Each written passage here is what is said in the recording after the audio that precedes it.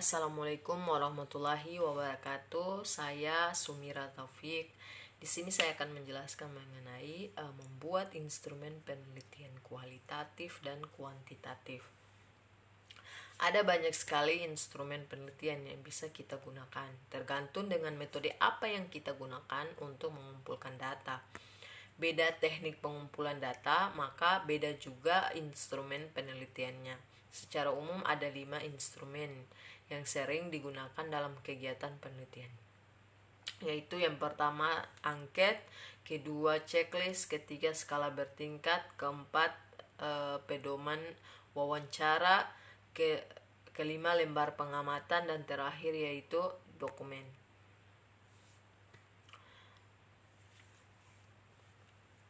Tiap instrumen memiliki fungsi keunggulan dan kelemahan masing-masing. Jadi kita sebagai peneliti harus bisa menentukan mana kira-kira instrumen yang bisa paling cocok untuk kasus kita. Berikut adalah contoh untuk masing-masing instrumen penelitian. Yang pertama, angket. Angket atau kuesioner adalah instrumen penelitian yang berbentuk daftar pertanyaan tertulis. Untuk pengumpulan data dari para responden, instrumen ini dapat digunakan untuk mengumpulkan data dalam jumlah besar dengan waktu yang relatif singkat. Peneliti akan membuat daftar pertanyaan yang berkaitan dengan apa yang diperlukan dalam penelitian. Kemudian responden akan menjawabnya sesuai dengan instruksi dari peneliti. Bentuk angket bisa bermacam-macam, misalnya seperti multiply choice atau pilihan ganda, isian singkat atau tabel. Yang kedua yaitu checklist. Checklist merupakan instrumen penelitian yang berisi daftar pertanyaan dalam bentuk tabel, kemudian memiliki kolom checklist atau centang di sebelahnya. Sama halnya dengan angket. Instrumen checklist juga bisa digunakan untuk mengumpulkan data dalam jumlah besar dari para responden. Instrumen ini bisa digunakan hampir di semua jenis topik penelitian maupun metode pengumpulan data. Keunggulan dari instrumen ini adalah cenderung mudah buat oleh peneliti dan mudah digunakan oleh para responden. 3 yaitu skala bertingkat. Skala bertingkat merupakan instrumen penelitian yang berisi pernyataan dan nilai dengan tingkat atau rentang tertentu yang ditentukan oleh peneliti. Instrumen ini bisa digunakan untuk metode angket, wawancara, ataupun observasi. Dalam membuat skala, peneliti harus berhati-hati agar pernyataan yang dibuat dapat dengan mudah diinterpretasikan dan dijawab oleh responden secara jujur. Yang keempat yaitu pedoman wawancara. Sesuai namanya, instrumen ini akan lebih sering digunakan jika kita menggunakan metode wawancara dalam kegiatan pengumpulan data. Metode wawancara sendiri dapat dibedakan menjadi 2 jenis, yaitu wawancara terstruktur dan wawancara tidak terstruktur. Untuk wawancara terstruktur, pedoman wawancara yang dibuat akan lebih lengkap dan sistematis.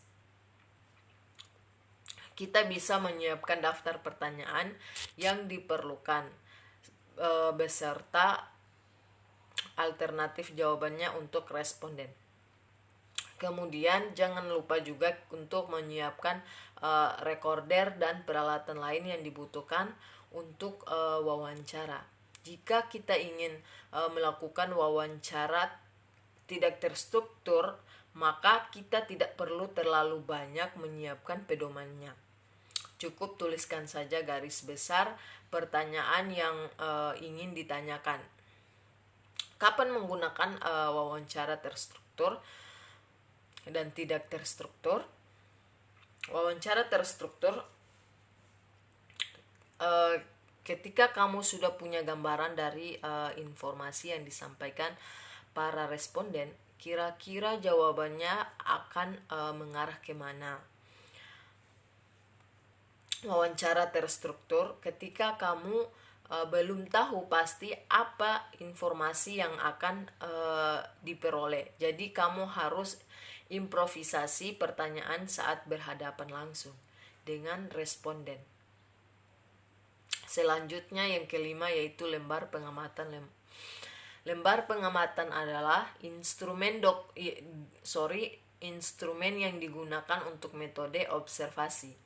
Lembar ini umumnya berbentuk tabel yang berisi berbagai hal penting yang ingin diketahui oleh peneliti terkait dengan kegiatan penelitiannya. Karena metode digunakan adalah observasi, maka tabel ini akan diisi ketika peneliti sudah melakukan observasi secara langsung di lokasi penelitian.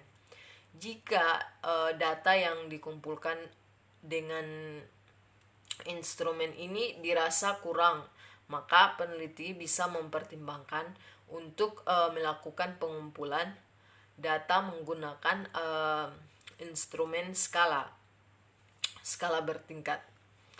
Dan yang keenam yaitu dokumen. Dokumen merupakan salah satu instrumen penelitian yang digunakan dalam metode dokumentasi, di mana dokumen bisa bentuknya bisa berbagai macam tergantung variabel penelitian yang kita gunakan. Misalnya seperti surat, catatan, rekaman, arsip, foto, jurnal, dan lain-lain. Instrumen ini sangat cocok digunakan untuk metode penelitian kualitatif yang cenderung memerlukan data yang bersifat deskriptif. Untuk penelitian kualitatif, instrumen penelitian kualitatif dan kuantitatif. Instrumen mana yang harus digunakan untuk penelitian kualitatif atau kuantitatif? Jawabannya adalah tergantung seperti yang sudah saya jelaskan tadi. Beda metode penelitian, maka beda pula instrumen yang digunakan. Instrumen penelitian kuantitatif, yaitu pada metode penelitian kuantitatif, data yang diperlukan adalah data yang dapat diukur dengan jelas, yang umumnya berbentuk angka. Selain itu, data yang diperlukan juga cenderung lebih besar dan luas karena menekan pada jumlah atau kuantitas. Oleh karena itu, instrumen penelitian yang lebih cocok untuk digunakan adalah yang pertama angket, kedua wawancara, ketiga observasi. Selanjutnya instrumen penelitian kualitatif. Sedangkan pada metode penelitian kualitatif, data yang diperlukan lebih cenderung berbentuk data deskriptif. Sampel yang digunakan pada metode kualitatif juga cenderung kecil dan terbatas. Oleh karena itu, penekanan pada metode kualitatif adalah pada kualitas data yang didapatkan, bukan jumlahnya. Instrumen penelitian yang cocok untuk metode ini adalah yang pertama yaitu wawancara, kedua observasi, dan dokumen. Apapun metode yang kita gunakan, tetap mempertimbangkan kecocokan dengan topik penelitian dan variabel yang kita ambil. Bisa jadi kita memerlukan lebih dari satu instrumen untuk penelitian tersebut. Cara menyusun instrumen penelitian. Dalam membuat instrumen penelitian, kita perlu memperhatikan variabel penelitian yang telah kita tetapkan. Dari variabel tersebut baru kita tentukan apa saja indikator yang nantinya akan diukur. Selengkapnya kamu bisa ikuti langkah-langkah menyusun instrumen penelitian berikut ini. Yang pertama yaitu analisis variabel penelitian. Langkah yang pertama, silakan kita analisis tiap variabel penelitian yang kita gunakan menjadi sub variabel. Kemudian kembangkan menjadi sebuah indikator penelitian. Kita juga bisa gunakan teori atau konsep yang sudah ada sebelumnya untuk melakukan tahap ini. Yang kedua, menentukan jenis instrumen.